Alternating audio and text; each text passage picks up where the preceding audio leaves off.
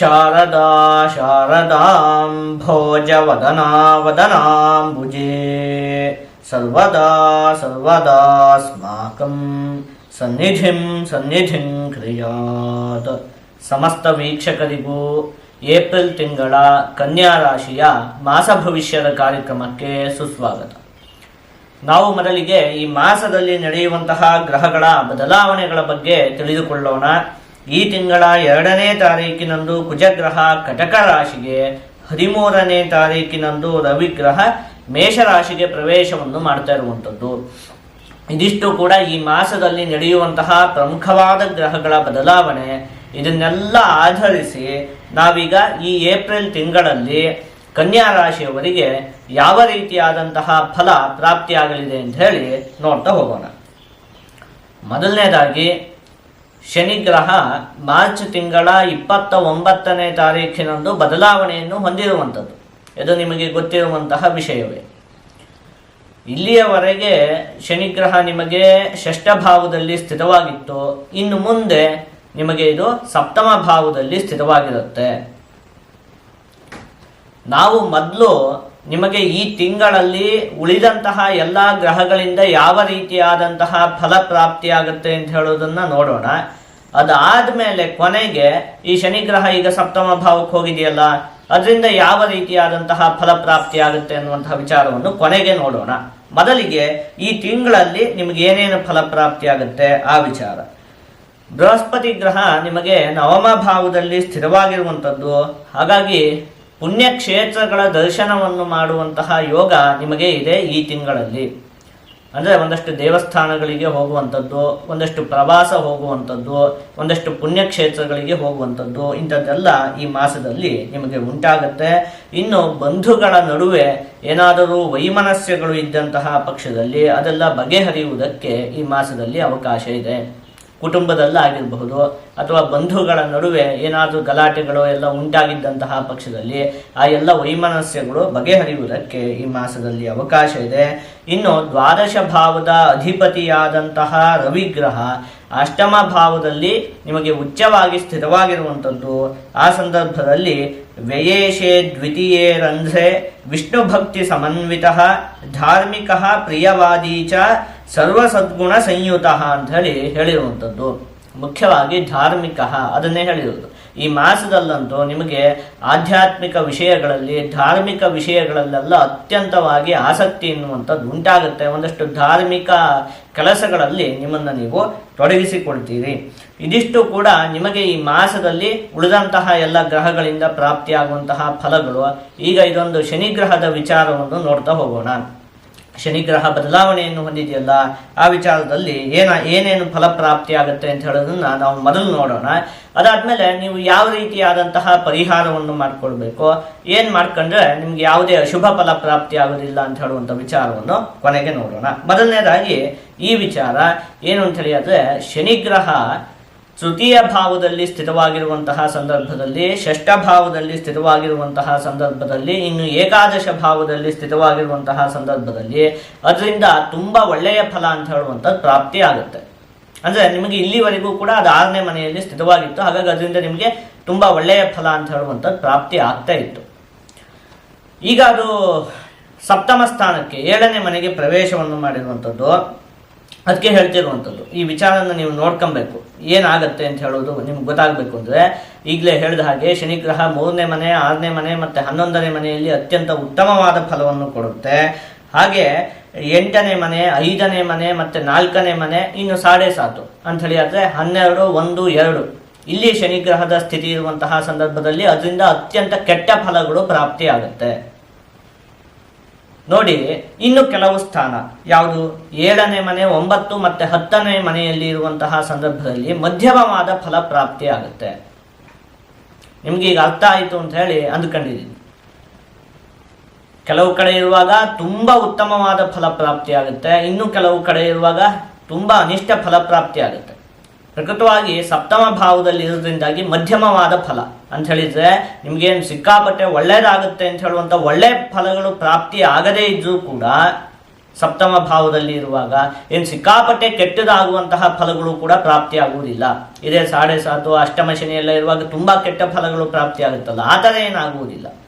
ಒಳ್ಳೆಯ ಫಲಗಳು ಪ್ರಾಪ್ತಿ ಆಗದೇ ಇದ್ರೂ ಕೂಡ ತುಂಬ ಅನಿಷ್ಟ ಫಲ ಅಂತ ಹೇಳುವಂಥದ್ದೇನು ಕೂಡ ಪ್ರಾಪ್ತಿಯಾಗುವುದಿಲ್ಲ ಶನಿಗ್ರಹ ಸಪ್ತಮ ಭಾವದಲ್ಲಿ ಇರುವಂತಹ ಸಂದರ್ಭದಲ್ಲಿ. ಹಾಗಾಗಿ ನೀವೇನು ಈ ಶನಿಗ್ರಹದ ಬದಲಾವಣೆಯ ಬಗ್ಗೆ ಅತಿ ಹೆಚ್ಚು ತಲೆ ಕೆಡಿಸಿಕೊಳ್ಳುವಂತಹ ಅವಶ್ಯಕತೆ ಇಲ್ಲ. ಕೆಲವೊಂದು ವಿಚಾರದಲ್ಲಿ ನೀವು ಜೋಪಾನವಾಗಿದ್ದಂತಹ ಪಕ್ಷದಲ್ಲಿ ಯಾವುದೇ ಸಮಸ್ಯೆ ಅನ್ನುವಂಥದ್ದು ಉಂಟಾಗುವುದಿಲ್ಲ. ಮತ್ತು ನಾನು ಕೆಲವೊಂದು ಪರಿಹಾರವನ್ನು ಕೂಡ ತಿಳಿಸ್ತೀನಿ, ಅದನ್ನು ಮಾಡ್ಕೊಂಡಂತಹ ಪಕ್ಷದಲ್ಲಿ ಹೇಗೂ ಸಮಸ್ಯೆ ಅನ್ನುವಂಥದ್ದು ಉಂಟಾಗುವುದಿಲ್ಲ. ಮೊದಲು ನೀವು ಯಾವ ವಿಚಾರದಲ್ಲಿ ಜೋಪಾನವಾಗಿರಬೇಕು ಅದನ್ನು ನೋಡ್ತಾ ಹೋಗೋಣ. ಪಾಲುದಾರಿಕೆ ವ್ಯವಹಾರವನ್ನು ಮಾಡುವಂಥದ್ದು ಬೇಡ. ಈ ತಿಂಗಳಿಂದ ಹಿಡಿದು ಇನ್ನು 2.5 ವರ್ಷಗಳ ಕಾಲದ ಒಂದು ವಿಷಯವನ್ನು ನಾನಿಲ್ಲಿ ಯೋಚನೆ ಮಾಡ್ತಿರುವಂಥದ್ದು. ಈ ತಿಂಗಳಿಗೂ ಅನ್ವಯಿಸುತ್ತೆ, ಇನ್ನು ಮುಂದೆ 2.5 ವರ್ಷಗಳ ಕಾಲದವರೆಗೂ ಪಾಲುದಾರಿಕೆ ವ್ಯವಹಾರವನ್ನು ಮಾಡುವಂಥದ್ದು ಬೇಡ. ಏನಾದರೂ ಮಾಡೋದಾದರೆ ಸ್ವಂತವಾಗೇ ಮಾಡಿ. ನೀವು ಅದನ್ನು ಪಾಲುದಾರಿಕೆ ವ್ಯವಹಾರ, ಪಾರ್ಟ್ನರ್ಶಿಪ್ ಬಿಸ್ನೆಸ್ ಏನಾದರೂ ಮಾಡುವುದಕ್ಕೆ ಹೋದರೆ ಅದರಲ್ಲೆಲ್ಲ ಒಂದಷ್ಟು ವೈಮನಸ್ಯಗಳು ಉಂಟಾಗುವಂಥದ್ದಾಗಲಿ, ಮೋಸಗಳು ಉಂಟಾಗುವುದಾಗಲಿ, ಇದಕ್ಕೆಲ್ಲ ಅವಕಾಶ ಅನ್ನುವಂಥದ್ದು ಇದೆ. ಇನ್ನು ಸಂಗಾತಿಯಿಂದ ನೀವು ಯಾವುದೇ ವಿಷಯವನ್ನು ಕೂಡ ರಹಸ್ಯವಾಗಿ ಇಡಬಾರ್ದು.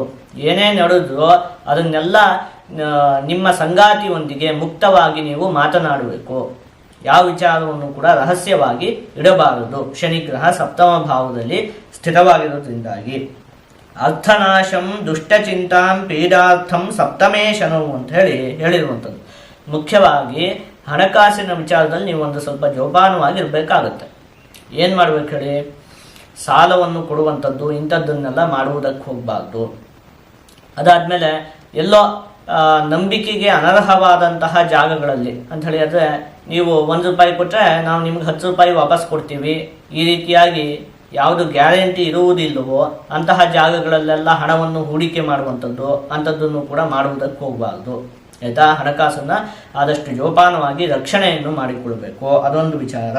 ಇನ್ನು ಮನಸ್ಸಿಗೆ ಒಂದು ಸ್ವಲ್ಪ ಚಿಂತೆಗಳೆಲ್ಲ ಉಂಟಾಗ್ತಾ ಇರುತ್ತೆ.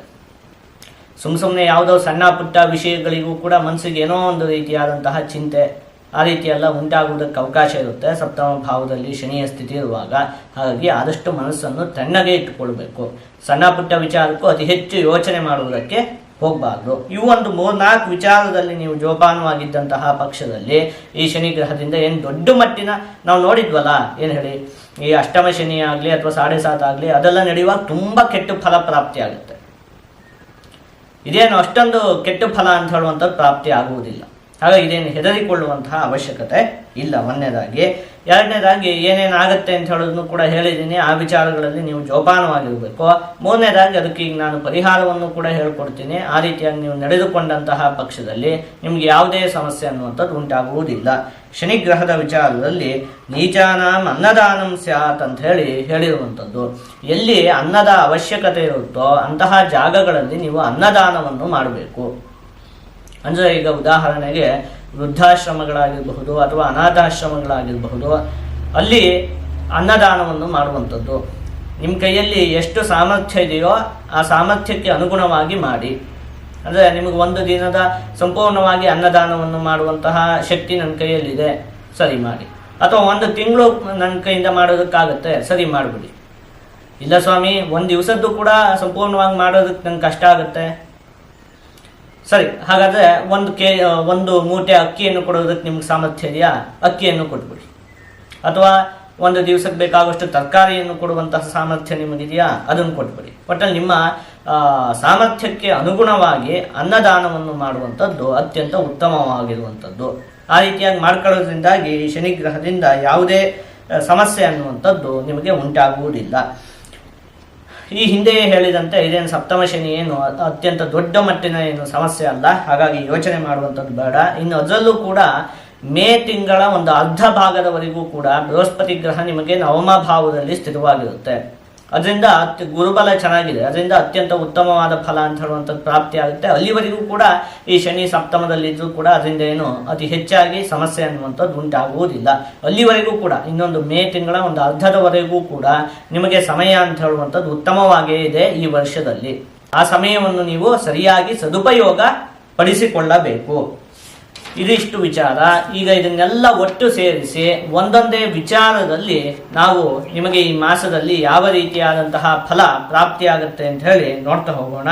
ಮೊದಲನೇದಾಗಿ ಆರೋಗ್ಯಕ್ಕೆ ಸಂಬಂಧಪಟ್ಟಿರುವಂತಹ ವಿಚಾರದಲ್ಲಿ, ಚರ್ಮಕ್ಕೆ ಸಂಬಂಧಿಸಿದ ಆರೋಗ್ಯದ ವಿಚಾರದಲ್ಲಿ ನೀವು ಒಂದು ಸ್ವಲ್ಪ ಜೋಪಾನವಾಗಿರ್ಬೇಕಾಗತ್ತೆ. ಇನ್ನು ಕುಟುಂಬಕ್ಕೆ ಸಂಬಂಧಪಟ್ಟಿರುವಂತಹ ವಿಚಾರದಲ್ಲಿ ಈ ಹಿಂದೆಯೇ ಯೋಚನೆ ಮಾಡಿದಂತೆ ಸಂಗಾತಿಯಿಂದ ಯಾವುದೇ ವಿಷಯವನ್ನು ಕೂಡ ನೀವು ಮುಚ್ಚಿಡಬಾರದು. ಮತ್ತೆ ಸಂಗಾತಿಯೊಂದಿಗೆ ಆದಷ್ಟು ತಾಳ್ಮೆಯಿಂದ ವ್ಯವಹಾರವನ್ನು ಮಾಡಬೇಕಾಗುತ್ತೆ. ವಿದ್ಯೆಗೆ ಸಂಬಂಧಪಟ್ಟಿರುವಂತಹ ವಿಚಾರದಲ್ಲಿ ಉತ್ತಮವಾಗಿದೆ. ಹಣಕಾಸಿಗೆ ಸಂಬಂಧಪಟ್ಟಿರುವಂತಹ ವಿಚಾರದಲ್ಲಿ ಸಾಲವನ್ನು ಕೊಡುವಂಥದ್ದು ಇಂಥದ್ದನ್ನೆಲ್ಲ ಮಾಡುವುದಕ್ಕೆ ಹೋಗಬಾರದು. ಉದ್ಯೋಗಕ್ಕೆ ಸಂಬಂಧಪಟ್ಟಿರುವಂತಹ ವಿಚಾರದಲ್ಲಿ ಯಾವುದೇ ದೊಡ್ಡ ಮಟ್ಟಿನ ಸಮಸ್ಯೆ ಅನ್ನುವಂಥದ್ದು ಇಲ್ಲ. ಆದಷ್ಟು ನೀವು ಈ ಮಾಸದಲ್ಲಿ ಆಂಜನೇಯ ಸ್ವಾಮಿಯ ಆರಾಧನೆಯನ್ನು ಮಾಡಬೇಕು. ಹೀಗೆ ಮಾಡುವುದರಿಂದ ನಿಮಗೆ ಯಾವುದೇ ಅಶುಭ ಫಲ ಅಂತ ಹೇಳುವಂಥದ್ದು ಪ್ರಾಪ್ತಿಯಾಗುವುದಿಲ್ಲ. ಜೊತೆಗೆ ಎಲ್ಲ ಶುಭ ಫಲಗಳು ಕೂಡ ಸಂಪೂರ್ಣವಾಗಿ ಪ್ರಾಪ್ತಿಯಾಗುತ್ತೆ.